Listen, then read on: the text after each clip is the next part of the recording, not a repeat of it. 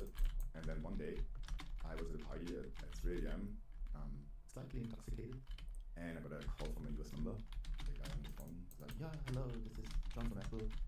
Yeah, there's a problem with your application, like some people reported pictures. And that was it. I got a job in the US, and then I moved to the US for a while. And then I went to the Nokia development days. And this whole like Stone Age, like, oh my god. And then someone came up to me and said, yeah, they built this app, somebody in Europe. And that was a lot of interesting problems because you had a C call that would render a PDF that would maybe take 30 megabytes, but the whole system had 64 megabytes. So if you're not very smart and like very careful what you do in the background and when, the OS would just kill you. I got really fixated at like making it good, like when rotation is like the page would like animate. So you know, I like the details. I spent way too much time on it. That's like 2 months instead of 1. But the end result was it's good. And then I worked with them for a while, and then a friend asked me up, was like, yeah, but it's maximum. It's really hard. I'm like, no way, it's hard. I know, like I did it. You just built one. And he's like, can you give me the code? I'm like, sure. So I told him, like I extracted the part of the PDF from his magazine app. And I made sure like the other person was okay. And then I told him that. I was like, well, if he's interested in that, why let's not try to tell it to other people. I used a WordPress template and mutilated it to run on GitHub pages. And then when you did the fasting flow at the end, you got a Dropbox link, you want the Dropbox listen. Source code is it. And I did this one afternoon, and I tweeted it, and then in that week 3 people bought it. And it was like, I guess $200. But back then, and for me, this was like amazing. And not only I got like 3 people who just bought it, and like 10 emails 10 people who complained about it. Because they wanted it, but they didn't have the features they wanted. You know, it's like, I got Nerds Night. I was like, oh, I didn't have text selection. Oh, how hard can it be? 3 months later. Oh yeah, it's really hard.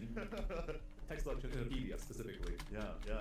You know the saying like, the companies are built by young people because they don't know how hard it is? Yeah, I had no idea what an insane madness this file format is.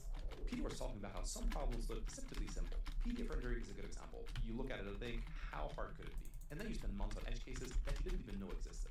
This looks easy until you build it. Pattern shows up in other places too. Internal tooling for feature flags and experimentation is a classic example. Teams often underestimate how much work it is to build the infrastructure around these tools. There's a reason big tech companies like Uber invested years into building internal experimentation and feature flagging systems, which brings you to Statsig, our presenting partner for the season. Statsig gives you the complete toolkit without building it yourself.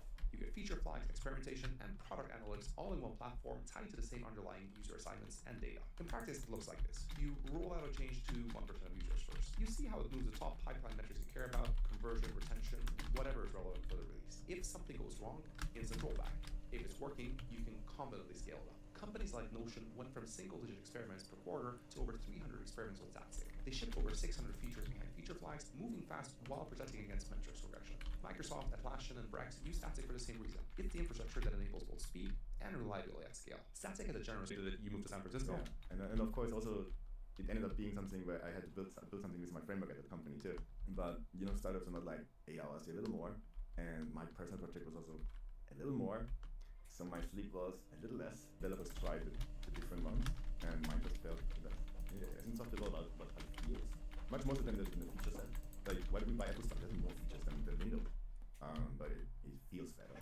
So how did you go from like convince the people inside the company? They all do the marketing and lobbying for me. That worked really well. We never did like cold emails or aggressive. It was all inbound. All we did was like make good stuff and write conceptual technical blog posts. And I went to a lot of conferences. Like for me, part of it was okay. If people understand that the people who build this product are like know what they do and love what they do, that reflects on the product, and that worked really well. And then what was the tech stack behind PS PDF Kit? Was it Objective-C? Was it later Swift? Were there other technologies like C or anything else? We eventually expanded to all the platforms. Big shift was to switch out Atlas Renderer, which was Aeneas, still quite buggy, to like the C++ one. That one then we used across all the frameworks.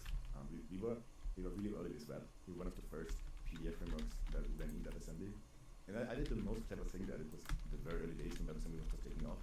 And we built a benchmark. It ended up with some kind of hybrid model, which made things a bit more complicated. I learned a whole lot on the go.